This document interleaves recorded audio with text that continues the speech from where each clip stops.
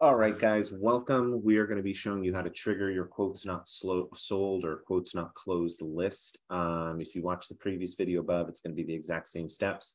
In this video, we are not going to go over how to edit your list and make sure it looks or make sure it's set up correctly to import to Agency Elephant. There's going to be on this video, there's going to be in the comments a link to the video of how your lead should look for import into Agency Elephant. So we can cut this down to just the nitty gritty because you've probably seen that a few times already. If you haven't, click the link below on how to edit your list and how your list should look for import for Agency Elephant.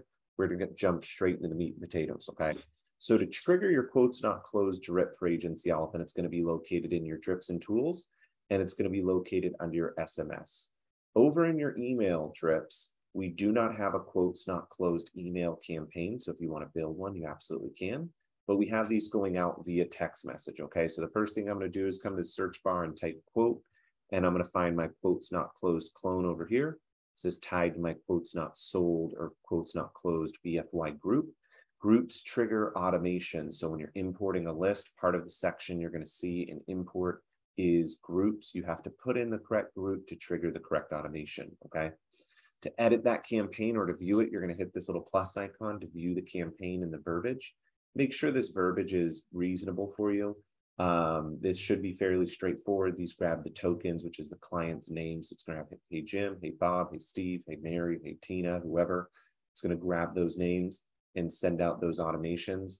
This is the intervals that it's scheduled to go out. I recommend not doing more than 50 to 75 at a time. This list has a lower response rate than your bundling campaigns because it's colder. So change that throttle depending upon your responses as you go forward. The next thing you're going to do is import that list of people, okay?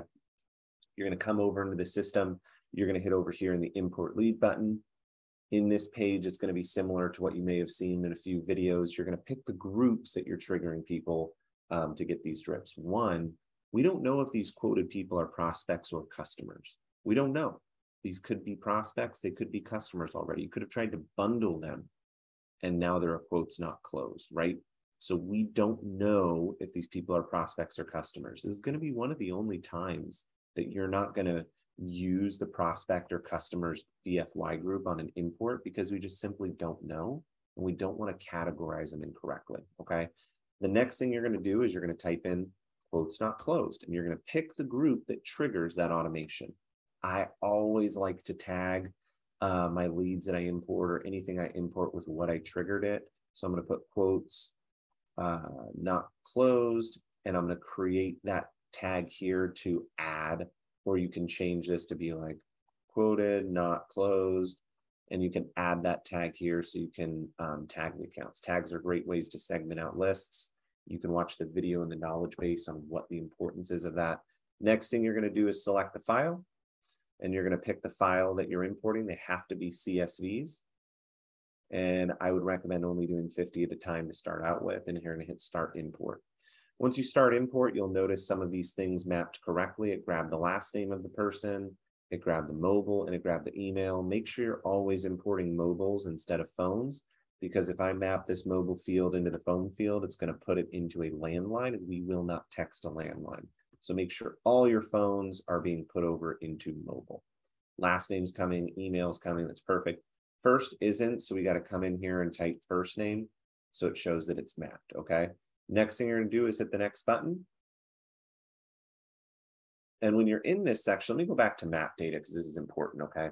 When you're mapping your data over to Agency Elephant, the data in that field that you don't need to import, just leave blank. Make sure that blue check mark isn't checked. So in that case, we had capital names and we proper cased those. So we only wanted to bring the proper case names over. So if you don't want to map data, make sure that column on the right middle of the page is blank so that you're not mapping it, and that blue check mark will not be there. Here, we're going to have the options: keep existing, update, append, or manual. I always like to do append because I don't want to change any information that's in the profile. I just want to add new information. In this case, we may just be adding the group that triggers the automation, okay? The lead doesn't exist, it'll create the lead. Then we're going to hit finish import. And after that finishes, it probably is going to take a few minutes to process. When it processes, your outbound drips will show here, okay? That is how to trigger your quotes not sold list.